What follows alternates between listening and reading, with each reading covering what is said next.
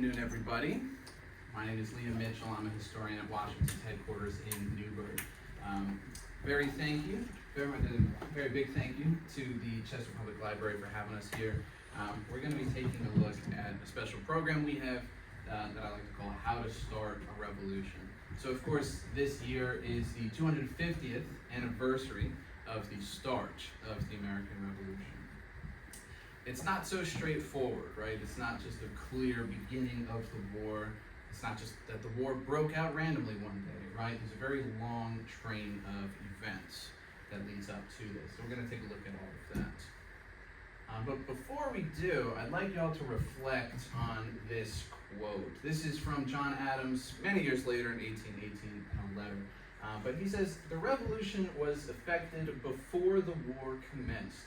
The revolution was in the minds and hearts of the people. Its radical change in the principles, opinions, sentiments, and affections of the people was the real American Revolution." I'd like to open it up a little bit and get your takes on that. What does that quote mean to you? What kind of sticks out? Anybody want to take a guess at it, a venture at it? Just no bad comments? Yeah. Well, he mentions the revolution was in the minds and hearts of the people. Even before the war broke out, people were feeling more distant from England, from the empire, and were already feeling that level of independence. The idea was already growing in people; they just didn't realize it yet. Yeah, absolutely. We start to have much more of an American identity, even though we don't realize it, rather than a British identity. Yeah, absolutely. Anyone else? Yeah, sir. Well, the revolution begins long before there's boots on the ground and people taking up arms. Sure. It's the discontent of the people and the forward thinking and the unhappiness with the current situation.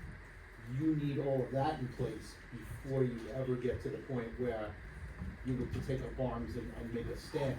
Yeah, absolutely. Absolutely. Very good. Very good. Welcome on in. How you doing? Good. Good to see you guys. So, the American Revolution does not begin with itself, right? There is a long pattern of conflicts, both in North America and in Europe, that are all factors into this war. I mean, I'm not going to go all the way back to the beginning, because you could actually trace a direct pattern all the way back to the Roman invasion of Celtic Britain. A little bit too far, right? We don't have enough time for all of that. So really what we're going to start with here is the preceding war, the French and Indian War, what we call the French and Indian War, right? Now that is just our term for what's really the North American theater of a much larger global war, known as the 7 Years' War.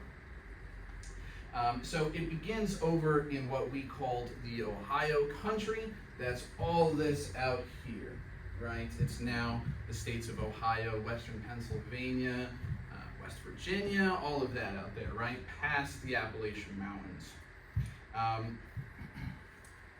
This is the age of colonialism, right? It's all about trade with the indigenous tribes out there. It's all about the trade of furs and trying to control that trade. And so, of course, the two great powers in North America are going to start to butt heads, right? That's Great Britain and France.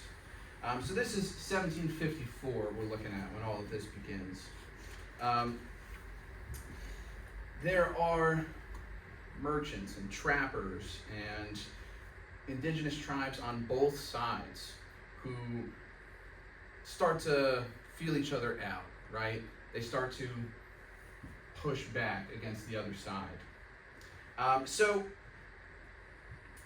it begins when a small group leaves from Virginia.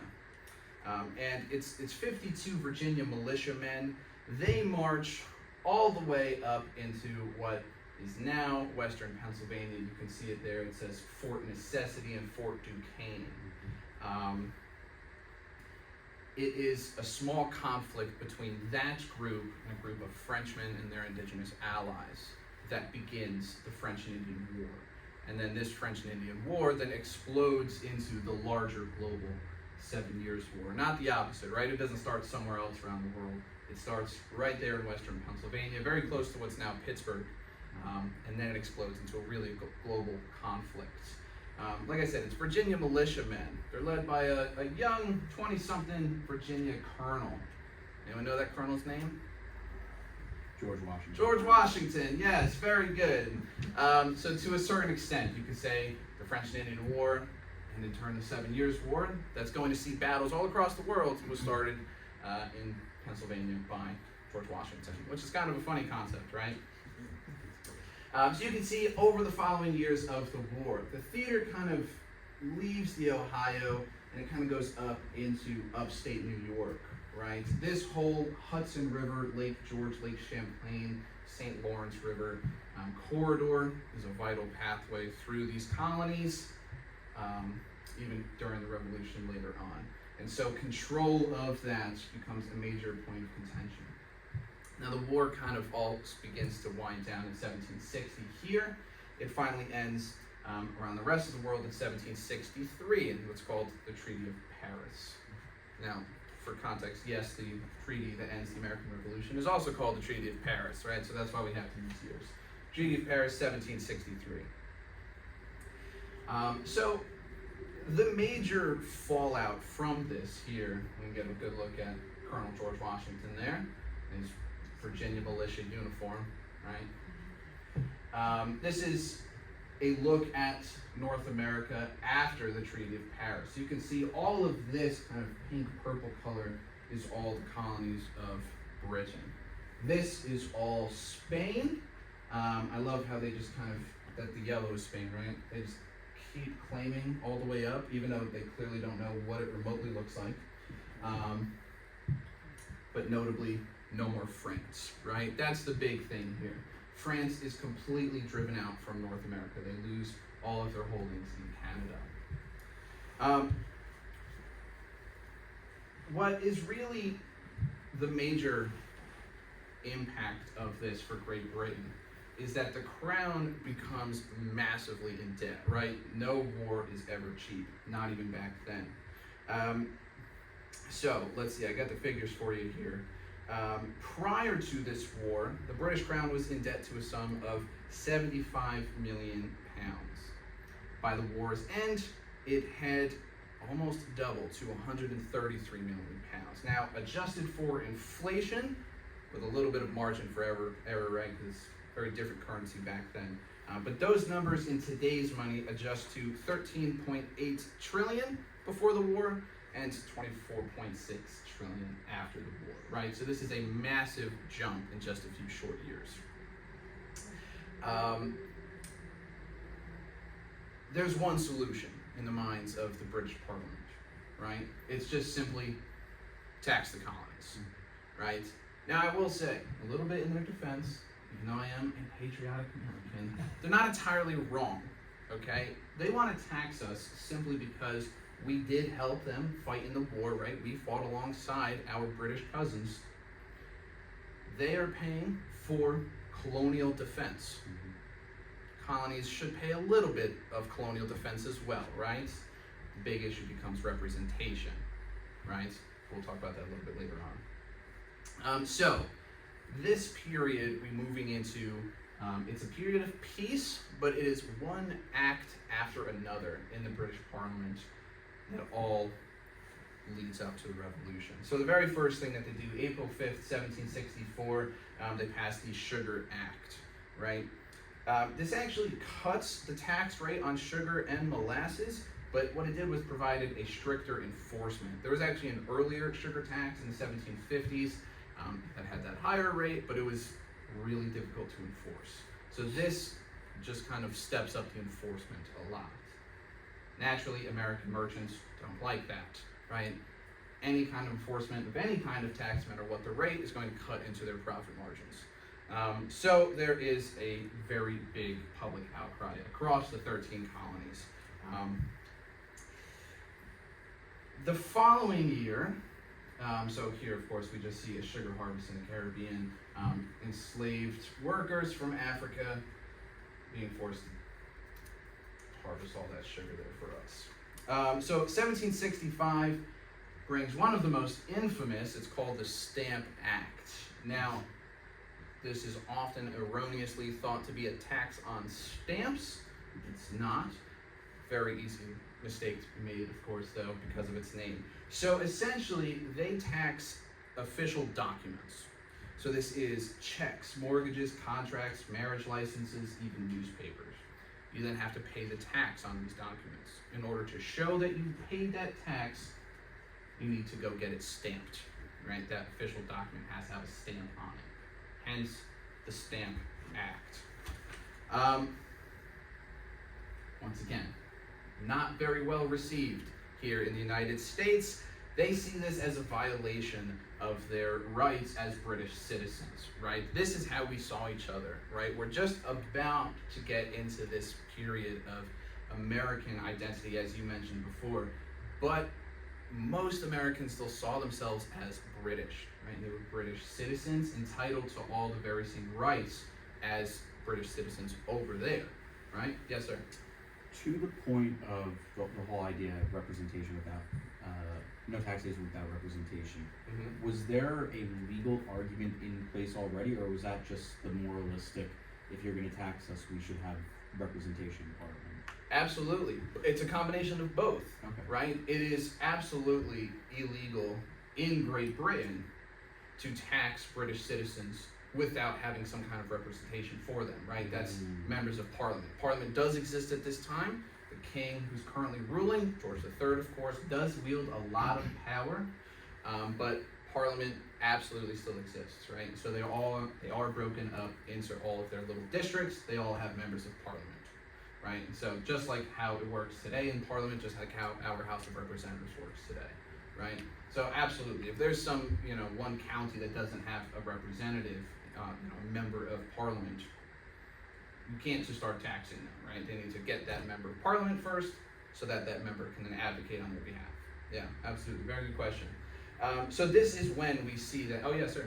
Following up on that with relation to the Stamp Act, did British citizens in Britain pay the same fees for legal documents, or was this something they created just for the colonies? Very, very good question. Not the same exact, but everything that they come up with for us has, think of it like a cousin Okay, in Britain, right, right? This isn't really anything new, okay. right? It's just this idea of representation that we really take umbrage with. So this is where we get that saying, no taxation without representation. Interestingly, that was not said by an American at first, right? It's this guy, Charles Camden, the first Earl of Camden. He's a Whig member of Parliament. He's more sympathetic for the Americans. The problem is, we raised this whole outcry. They don't know what we're complaining about. In their minds, while we are British citizens, it's sort of a different class of citizen, right? We're still colonists. We don't live in Great Britain. So they represent our interests just through being here, having troops, protecting us from indigenous attacks, right? By trading with us, although there's a big point of contention in that because we're only allowed to trade with them. We can't trade with anybody else around the world. Obviously that doesn't work out. But protests erupt all across the country. This is when we first see the appearance of a famous group I'm sure you all know called the Sons of Liberty. They organize a lot of these protests. October 7th to the 25th of this year, we see the first formal meeting of a body, right, to represent colonial interests. This is not the first Continental Congress, though. This is called the Stamp Act Congress. They just officially draft petitions to Parliament. They declare that Parliament has no right to tax the colonies without us being sufficiently represented, right? So it doesn't last all that long, right? 2.5 weeks, give or take, but 3 weeks, but you can see this is the first time we've all gotten together to work together for one cause that benefits us at the expense of Great Britain. So clearly, even though they don't know it yet, we're right on that track to the revolution, right? So, Stamp Act Congress says, you guys have no right to tax us without representation. The following year, 1766, Parliament releases something called the Declaratory Act that just says, no, we don't care about that. We're going to tax you, and we're not going to give you representation. That's the end of it.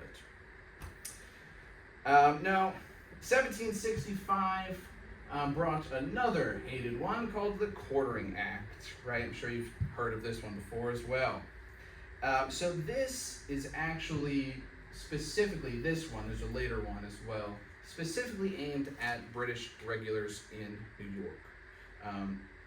They've been here since the end of the French and Indian War, right? Remember, it ends in 1763 around the world, but conflict in North America really ended in 1760, right? So it's been 5 years now.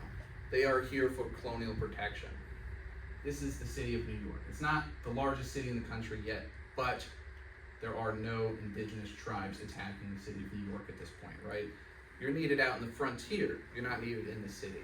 So this is already a point of contention, right? Just the very presence of these soldiers in New York is a big point of contention. And then all of a sudden, Parliament shows up with this.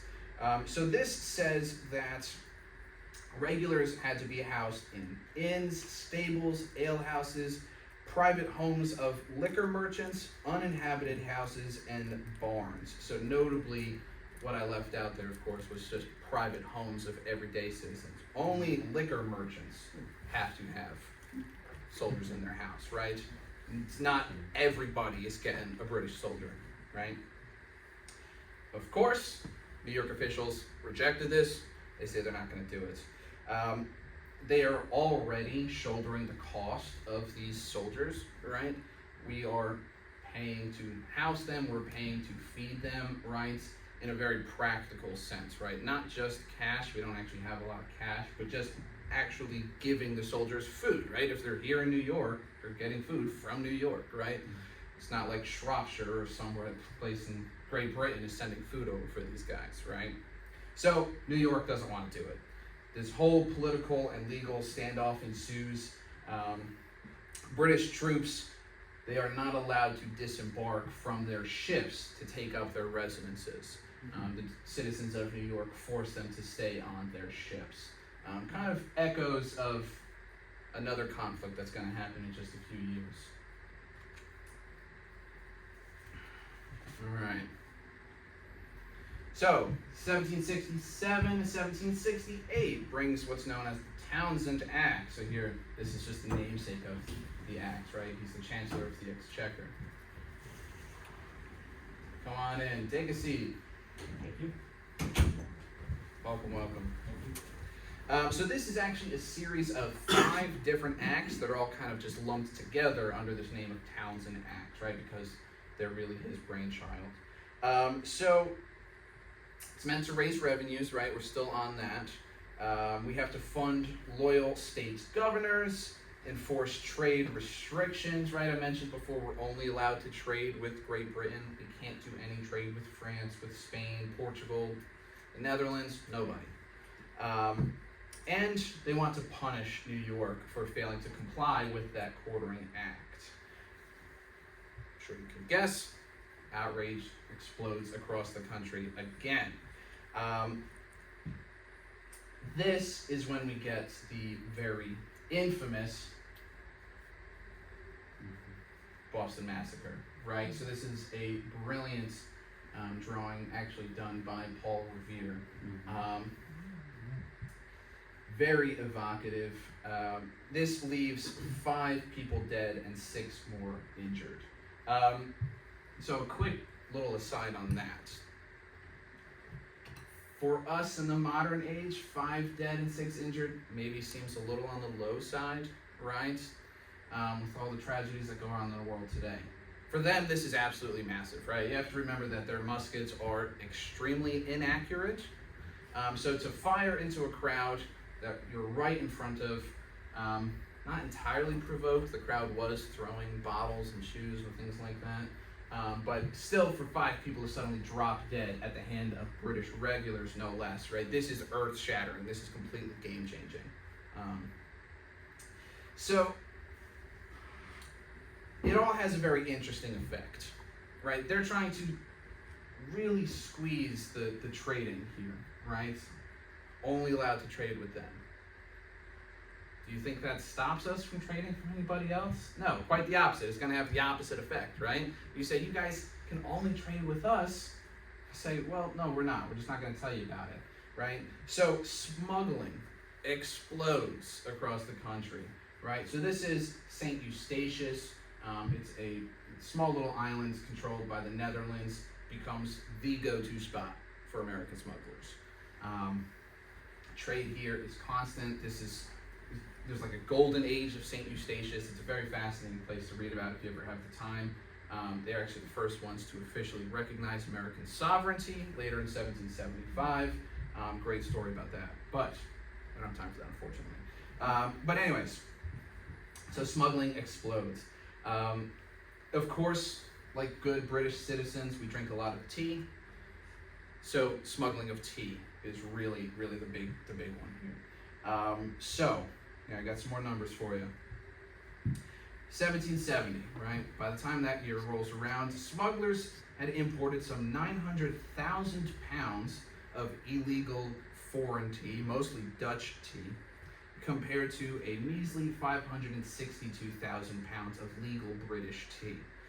What makes that even funnier for me is that it's actually widely known that the British tea is by far the best. The Dutch tea is known to be a lesser type of tea. It's more bitter, it's not as enjoyable. But we import almost double that number of legal British tea. It's basically just out of pure spite, right? Right? You're saying you say we can't trade with the Dutch. We're going to show you we can trade with the Dutch, right? So this leads to a massive loss in profit for the East India Trading Company, right? This company is vital to colonial interests for Great Britain around the world. They're often, these big companies are given royal charters, right? So they are legally allowed to exist. They get essentially state funding. They're often given monopolies in whole parts of the world over very specific aspects of trade, right? So you may have also heard of like the Hudson's Bay Company. They're given a monopoly over all of upstate Canada, upper Canada there, for all the fur trade there. So the same thing is happening with the East India Trading Company, right? They're all focused on tea. So this massive smuggling really hurts their profits. So they start to head towards bankruptcy, and they go lobby their friends in Parliament. These guys are buddies, right? They're going to the same cigar lounges, they're going to the same places, they're going to help their friends out. So they passed the Tea Act in 1773. This allows the company to sell their tea directly to the colonists, bypassing American merchants, right? They had to sell their product to American merchants first, who would then turn around and sell it to the American public. So of course this now is cutting out an entire group from America, right? All these American merchants now have no business. So once again, outrage across the country, protests, anger. This is all tea themed, so I'm sure you can all guess it leads to the Boston Tea Party, right? In Boston, 1773, the Sons of Liberty, they actually dress up as indigenous warriors. Weird thing to do, but they dump 342 chests of tea into the Boston Harbor. Now, I actually get a lot of questions about this. It's not like tea bags. It's also not even really loose tea. They would pack them up into these very dense bricks, right? So these 342 chests is a lot of tea. In today's money, actually, anyone want to take a guess how much that number would be? It's a lot. Because that's okay. No bad guesses. 10 million. No. Not that high, but still a lot. 5 million?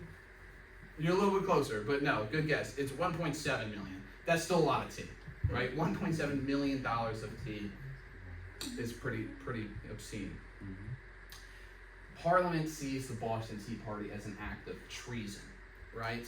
And like we've been talking about, it's just one thing after another. They pass an act, we have this outrage and do something kind of drastic. And so they decide to retaliate harshly. Remember, they retaliated against New York before, and it wasn't great, but it wasn't the worst thing in the world. Well, they really step it up with the next ones. So they pass what's called the Intolerable Acts. So here we can see a popular sketch of the day in America. The quote on the bottom says, "The able doctor," or "America swallowing the bitter draft." So this is essentially just Great Britain forcing these intolerable acts down our throats, right? It's a very, very powerful image there. So this is aimed exclusively at punishing Massachusetts for their perceived insurrection. So they close the port of Boston to all commerce. They revoke Massachusetts' colonial charter, which essentially means you're no longer your own colony. They place Massachusetts under direct parliamentarian control, right? So Massachusetts is not allowed to have its own government, its own body of any kind. All decisions for Massachusetts now have to be made over in Parliament.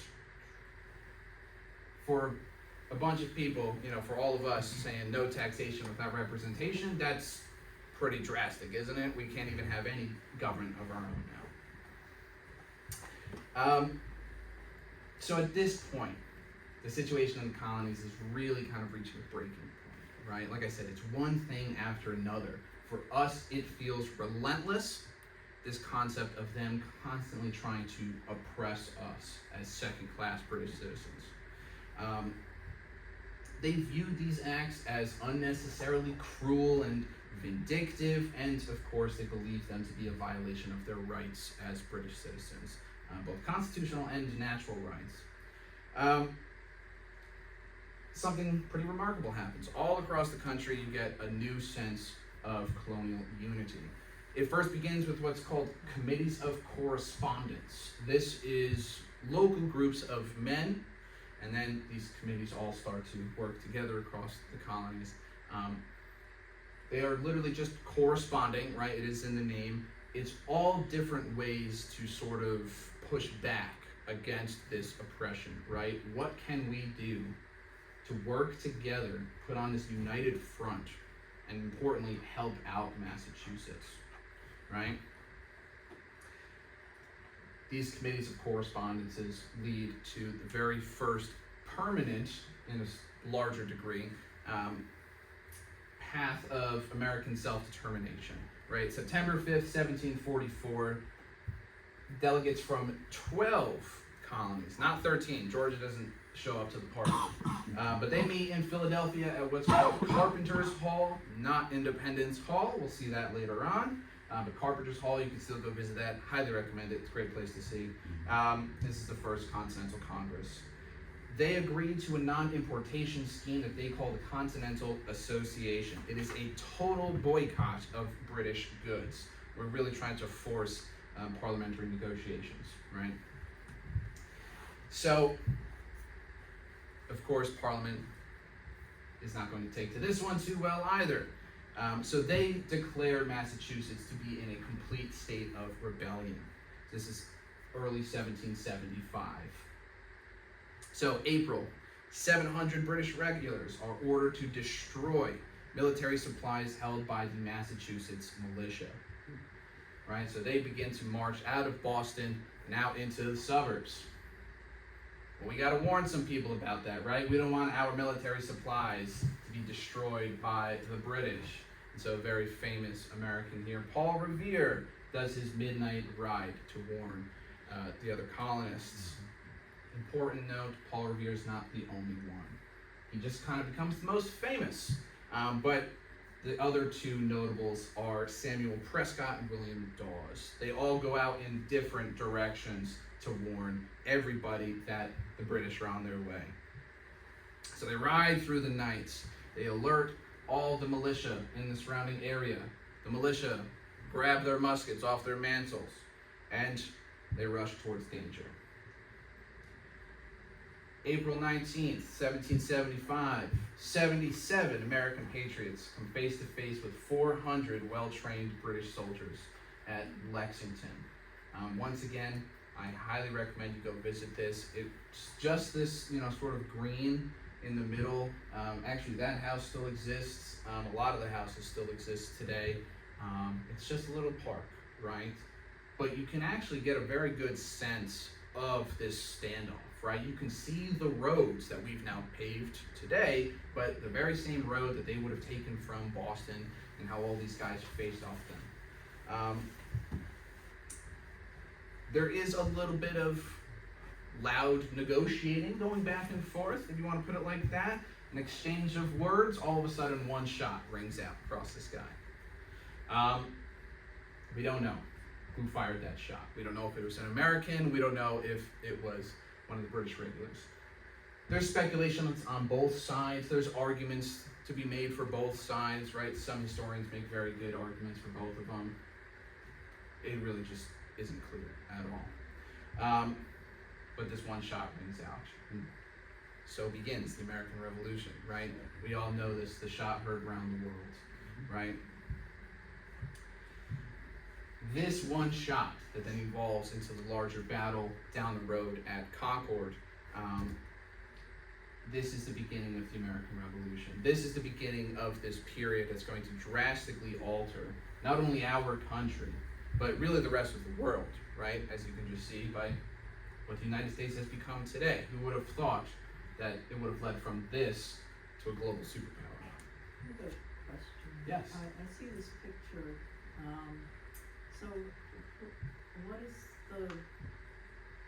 their army comprised of, like, who are the people, like, Very good question. fighting the British? Yeah. So 44 men, they are militia. So militia is just a volunteer force of local men, right? So they come from all different backgrounds. Some are blacksmiths, some are booksellers, some may have been sailors, right? Whatever kind of colonial job you might think of, there's a militiaman who did that. So they have come together to form this military body just for local defense, right? So you often hear them called the Minutemen, right? Because they can respond in a minute. Can respond in a minute because they just live down the road, right? You just got to grab your musket and head out there, right? Whereas the British have to march all those miles from Boston. So one of the very interesting things that this painting captures very well is the difference between militia and regular troops. The regular troops, you have your reserves in the back here, your lines, they are shoulder to shoulder, they are facing the same way, their muskets are in the same position, and they have their officer. This is an incredible fighting force, one of the best, right? Not the best in Europe, the Prussians got them beat on that, but one of the best. We have, unfortunately, a fallen man, but we have guys kneeling down, we have guys kind of standing off to the side, one guy is, reloading while that other guy fires, right? We're all over the place, right? Militia is all over the place, especially in these early years. Like I said, these muskets are extremely inaccurate. They are smooth bore muskets. That means that the barrel on the inside is completely smooth. So when you fire that musket ball, it kind of just ricochets all over the inside. When it makes it out the end of the barrel, it just goes any which way, right? So the tactic you want to do to get around that is a volley. Stand everybody shoulder to shoulder, fire at the exact same time in these mass numbers, and just kind of hope that a good number of them hit the enemy. When you just have one guy firing randomly, you're not going to do all that much, right? And so that's how important these days were. At the end of the day, you can't really call this an American victory, right? It's not fully a British one either, but they're able to hurt us a lot more than we're able to hurt them. So, we know we have to respond to this. We know we can't do it on our own, right? Massachusetts can't be left out all by herself. And so, now we get to Independence Hall, right? The Second Continental Congress meeting, May 1775. We have 60 delegates now from all 13 colonies. Georgia finally shows up. This is our country's first unified government, right? We had the First Continental Congress and even the Stamp Act Congress, want to go all the way back to the 1750s, we did have the Albany Congress. But they're only around for a little bit to serve one purpose, right? This is our first national government. So they know they have to coordinate a colonial response. They have to pick somebody to lead an army. Now, there's actually a lot of notable candidates. All the candidates are in here yelling for themselves, right? They want to take control of this new army. Henry Lawrence is a big name in that. John Hancock is a big name in that.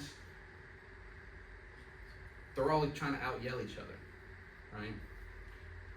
Massachusetts firebrand John Adams looks around and he sees off on the side a 6'2" guy. He's the only one there in a military uniform, and he is completely quiet. He has this air of command, of leadership. You look at him and you say, that's the guy I want to follow. And so John Adams puts that guy's name forward. And so, of course, June 15, 1775, unanimously, the Congress chooses George Washington to be the new commander-in-chief. Now, as history proves, George Washington was absolutely the right man for this job throughout all 8.5 years of the war. I will defend that till the end of time. But that's a pretty big step up, right? This is a pretty big risk. As last time we saw him, he was a colonel. Now, not only is he a general, but he's the general of all generals, right? That is a big step up. So this is a very big risk. He knows this. When he is selected to be the commander-in-chief, he gives an acceptance speech the next day. And this is what he says. This is one little part of it. He says, I am truly sensible of the high honor done me in this appointment. I do not think myself equal to the command that I am honored with. Right? Even Washington, who's a very humble man, does not actually think he can do the job. But he sees it as a duty, right? As a calling. So he steps up and does it anyway. Thank God for us that he did, right? So, it should be noted, this is still 1775. Independence was not the primary agenda for a large part of the country at this time. You absolutely do have, they were called radicals at that time, who are pushing for independence, right? That's the Adams, right? John and Samuel and some of their friends.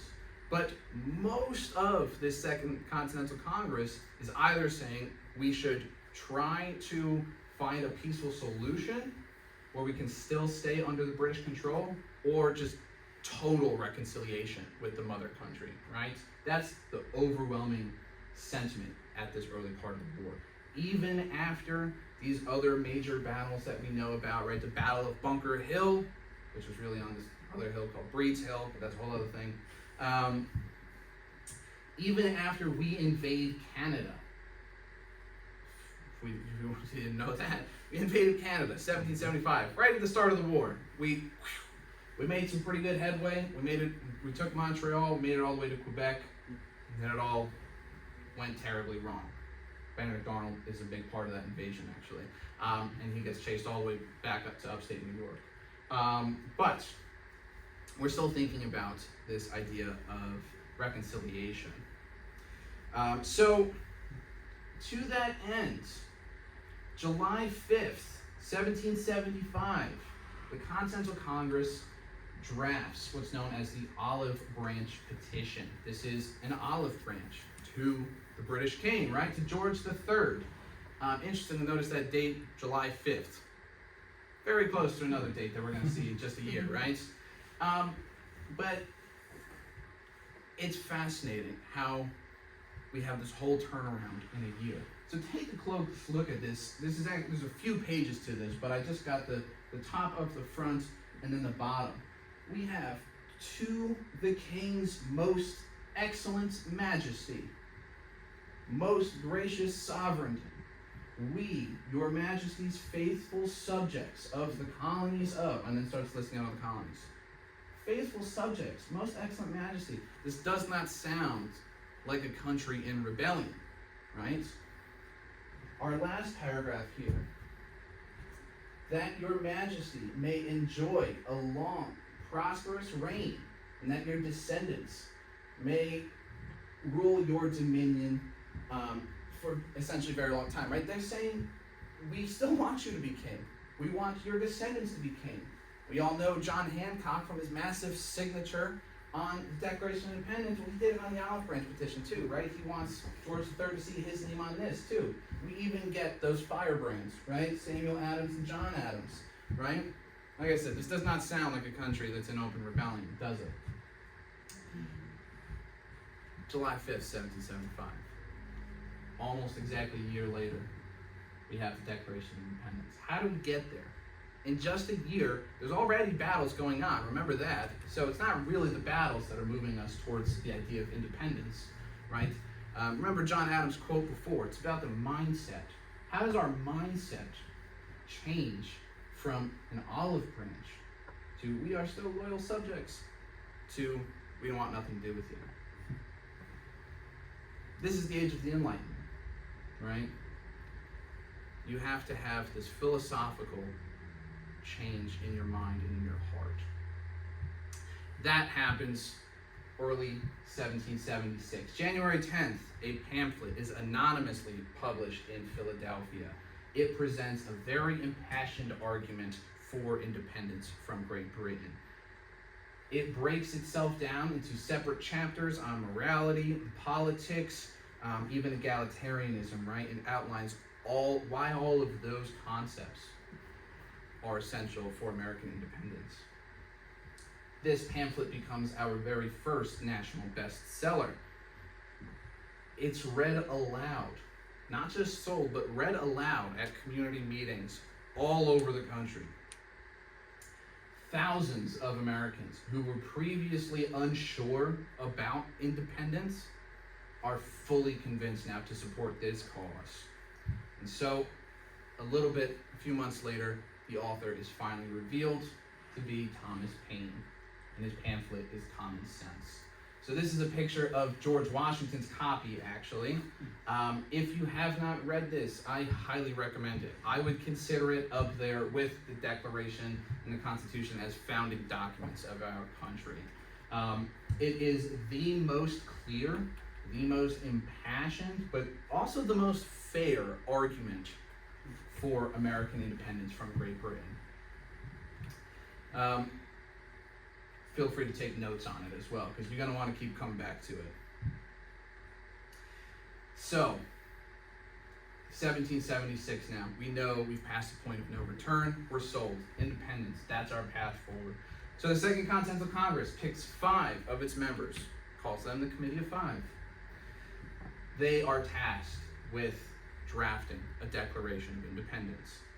So these 5 men are some of the most famous: John Adams, Roger Sherman, Robert Livingston, Thomas Jefferson, and Benjamin Franklin.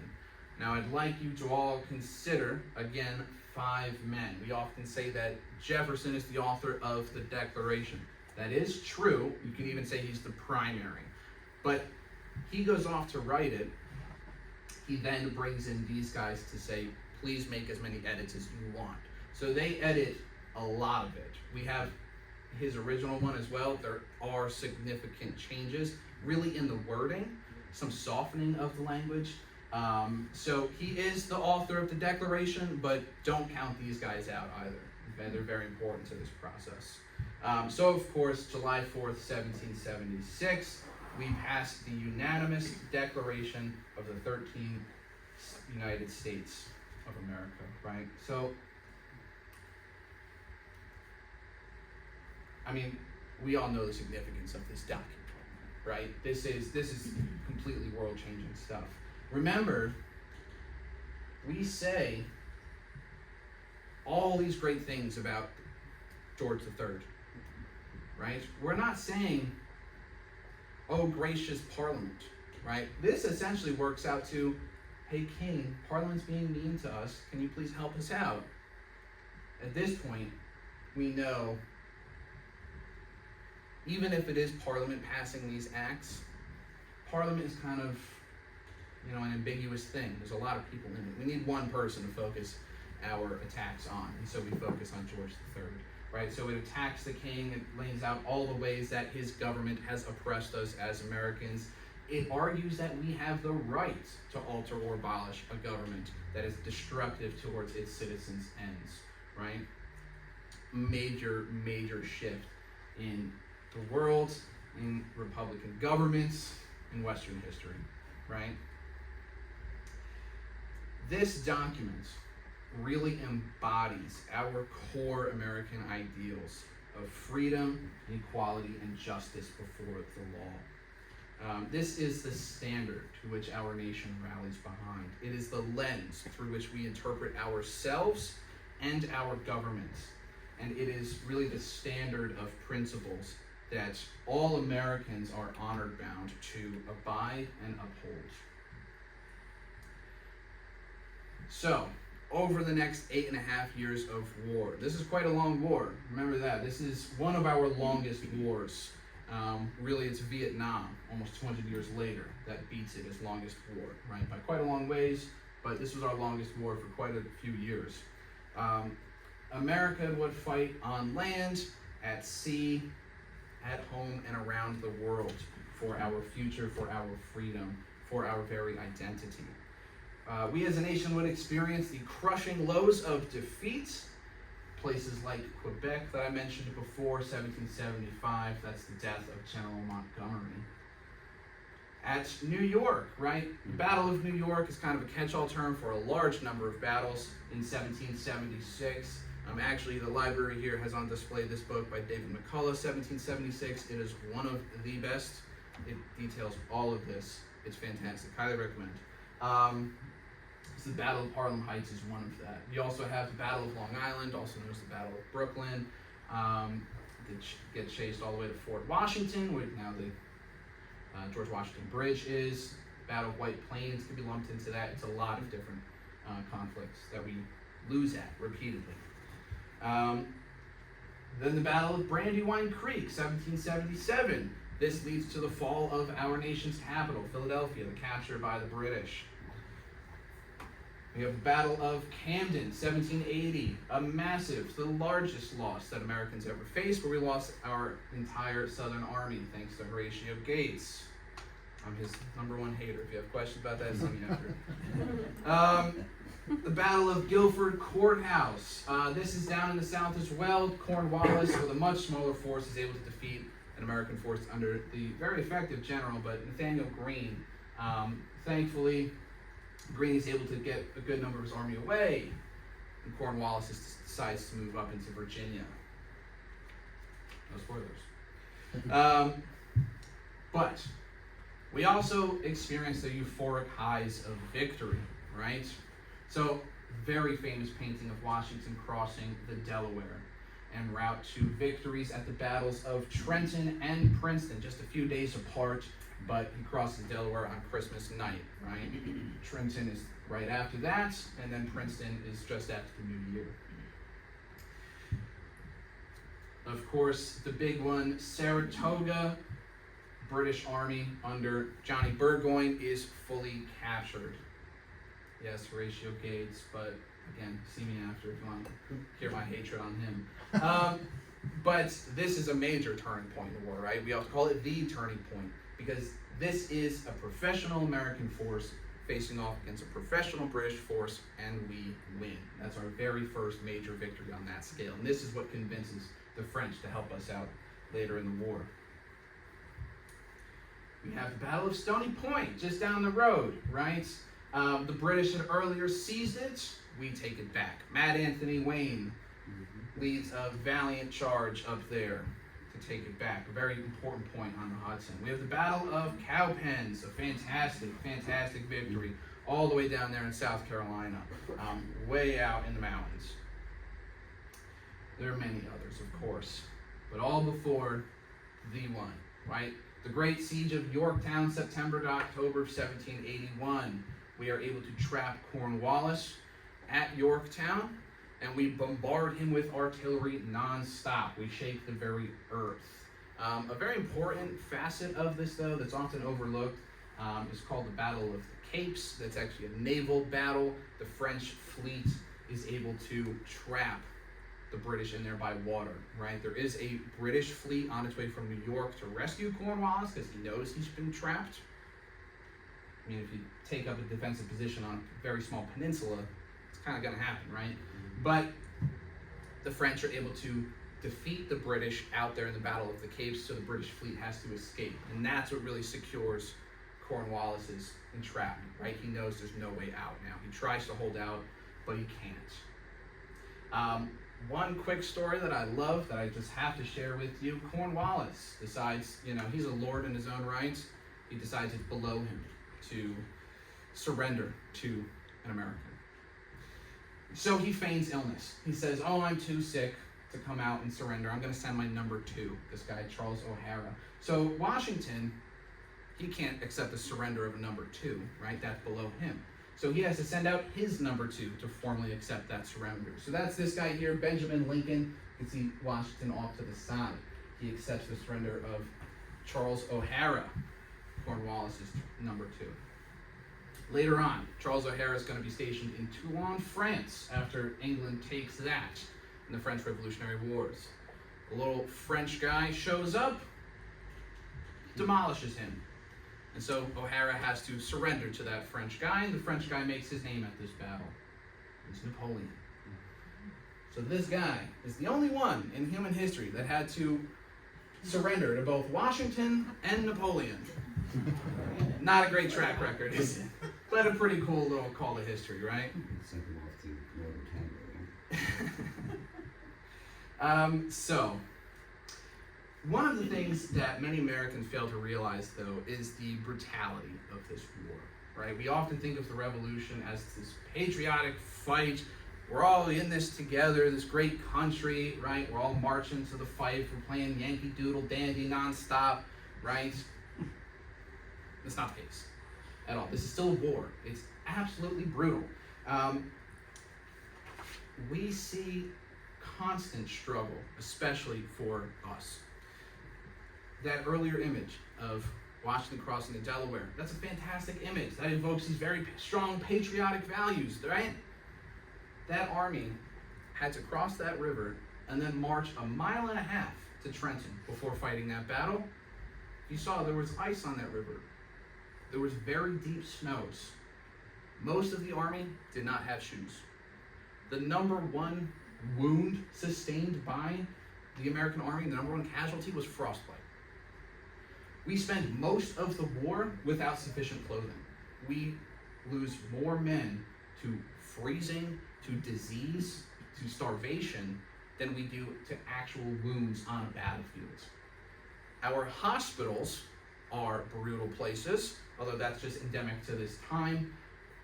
The numbers are a little bit, soft here, but it's estimated you had like a 95% chance of surviving a revolutionary battlefield. You had about a 70% chance of surviving a revolutionary hospital. Not great, right? There are maybe not constant, it's not unheard of for massacres of civilians on both sides to happen. A lot of instances of what we would call today war crimes. Now, importantly, the leaders of both armies do hate this. They don't encourage it. They take very explicit steps to stop that. But when there isn't some great enlightened leader like Washington around to really put his foot down, it's just a group of 20 guys out there in the wilderness, and they come across some loyalists, these things happen, right? Very frequently throughout the war. Desertion is a constant. We're constantly struggling to replenish our numbers.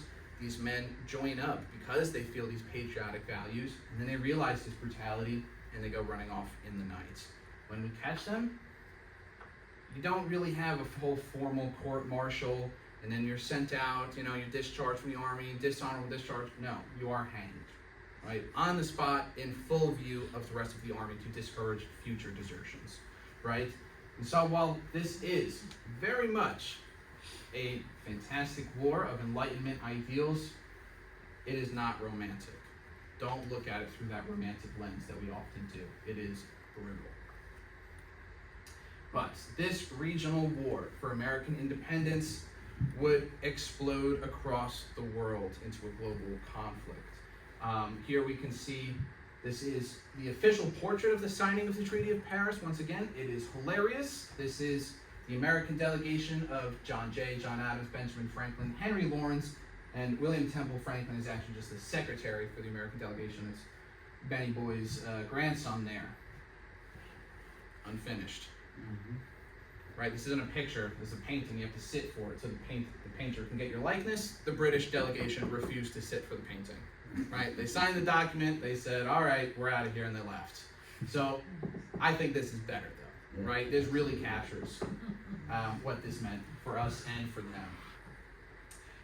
So it would involve people all over the world from all backgrounds, right? Free and enslaved men and women from African backgrounds and Caribbean descent. This is actually a soldier of the 6th Connecticut Regiment in the Continental Army.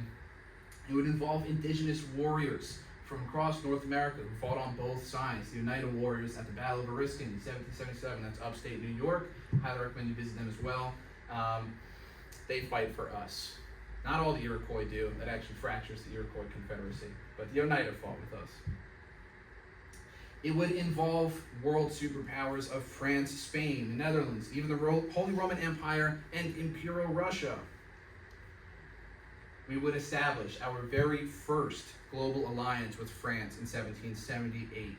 This is the very first time that an official government recognized our sovereignty, and that's pretty crucial to actually becoming a country, right? Somebody's got to recognize you as a country. So that's Benjamin Franklin there signing that Treaty of Alliance.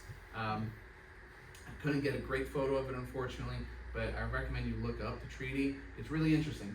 Half the pages in French, half the pages in English, so they could see the terms of it. The largest battle of the American Revolution would be fought from 1779 until 1783, some 3,700 miles from our shores, and involve not a single American. It's called the Great Siege of Gibraltar, right? It's about 3.5 years that France and Spain lay siege to the Rock of Gibraltar in order to take that British position and so better help us over here. France and Spain failed. That's how good Gibraltar is, right? But again, that's the longest battle of the American Revolution. 3,700 miles from us, not a single American is there. But that's what this war becomes, right? It spreads across the world, has global implications. 1781, we draft our first constitution, the Articles of Confederation and Perpetual Union.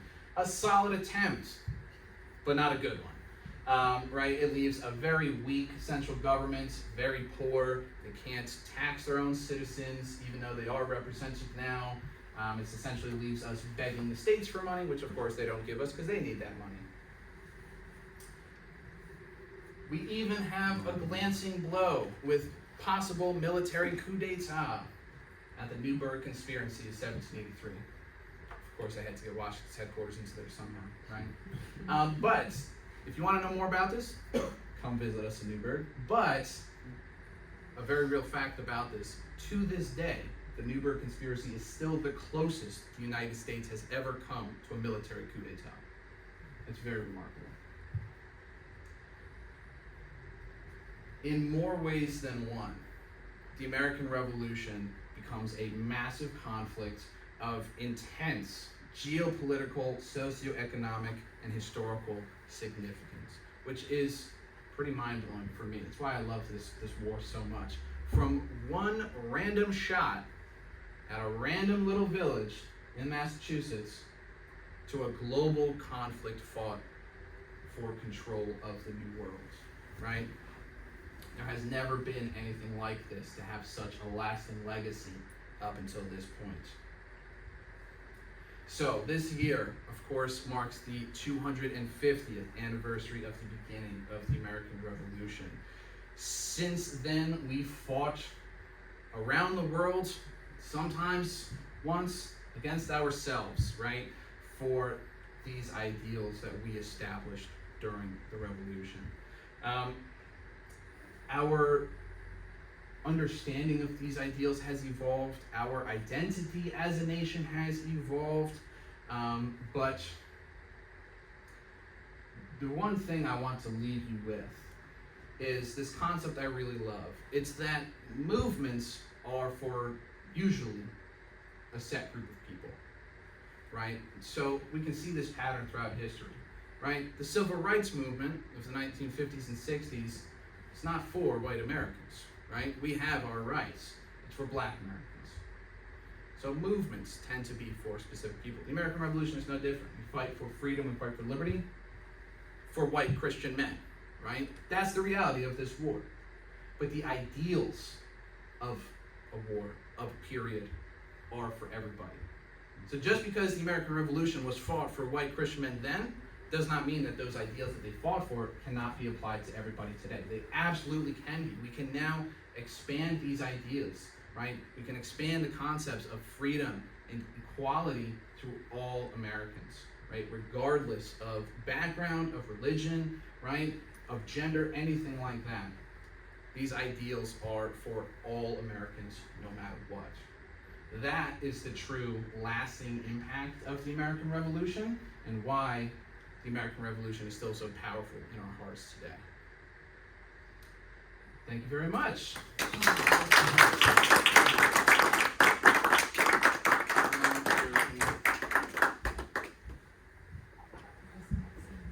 Does anybody have any questions that you might want to, yeah?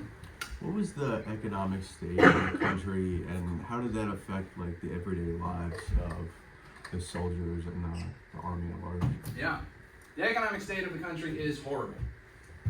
I think inflation is bad today. The largest inflation of our country's entire history was during the American Revolution. There are very real, tangible things with this, right? This is very much an age of gold and silver, right? We do have paper money, but they have to be backed by something. That's our problem. We start printing paper money with no backing. So it has this wild inflation. The continental dollar is worth nothing. This new phrase comes around, not worth a continental.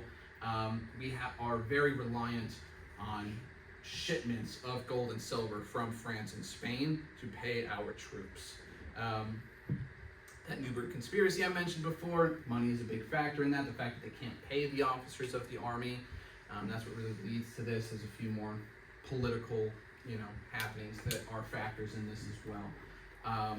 Some Americans try to fix this. The richest guy in the country, arguably, he's called Robert Morris, issues his own currency. It's called Morris dollars.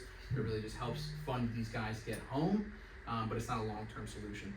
The soldiers are often not even paid until well into Washington's presidency because we literally don't have the money to do it. I've even seen payments as like 1809. I've seen some of these documents. 1810. We're getting close to the War of 1812 here, right? And it's often their widows, their children that have to collect this money. So we are extremely broke. It has massive implications for the morale of the army and for how we're able to fight as well. Yeah. Any other questions? Not a question, but a comment. The art, you pointed out a lot of the artwork Yeah. and how influential that was in like the Boston Massacre, Yeah. how to communicate what the mood was Mm-hmm. and to spread that Absolutely. to the colonies that were 800 miles away. Absolutely. It's a very important point, right? We are actually a pretty literate country during the Revolution. A lot of people often think of us as like, not everybody can read. A good number of the population can read.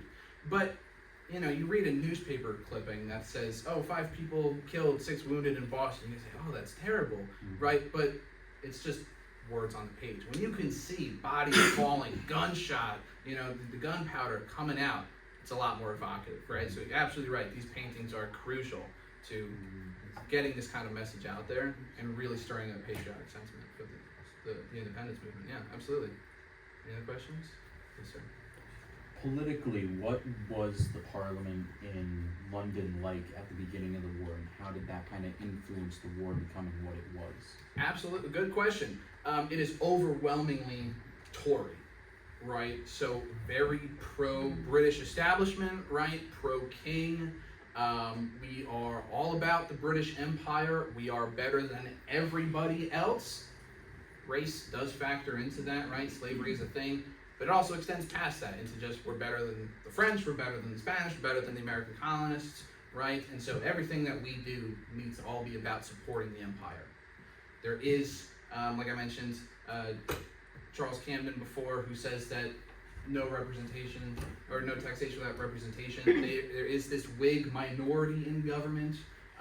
They are a little bit more egalitarian, a little bit more realistic, but government does change throughout the years of the war, right? The prime minister does change.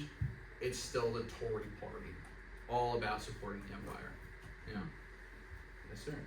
You mentioned the Holy Roman Empire in Russia. Where do they factor in? Because I know send troops. Very good question. So the Holy Roman Empire, remember at this time, is not a unified body, right? There is this emperor, but it's really just this mishmash of principalities and dukedoms and princedoms and all this mess, right? And so the Holy Roman Empire factors in with the Hessians, right? Mm-hmm. The British hired thousands of Hessian troops. We kind of lump them all under the term of Hessian, but they're not only just from that one region. They're from a few different around the Holy Roman Empire. But they're all these Germanic troops that come and fight for the British.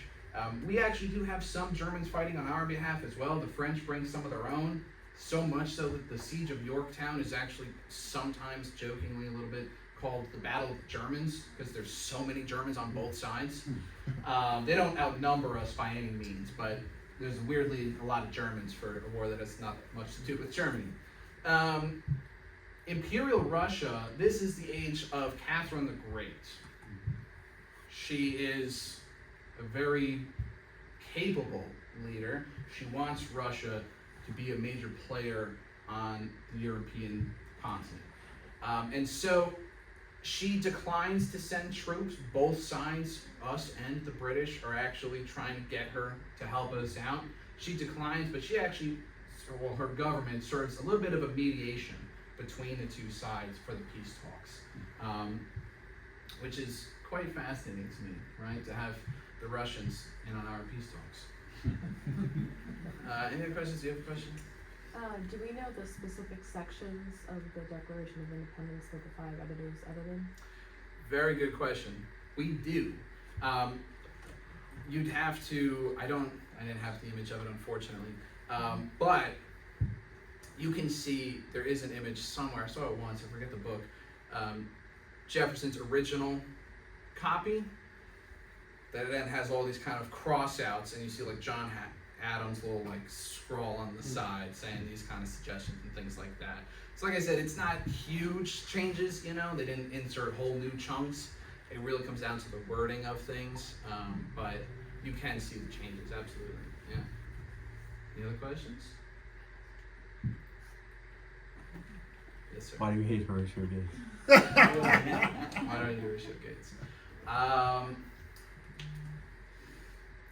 Gates is constantly trying to undermine Washington with nothing to back it up. He does win Saratoga, although the degree of which that was really his victory and not Benedict Arnold's is still a point of contention.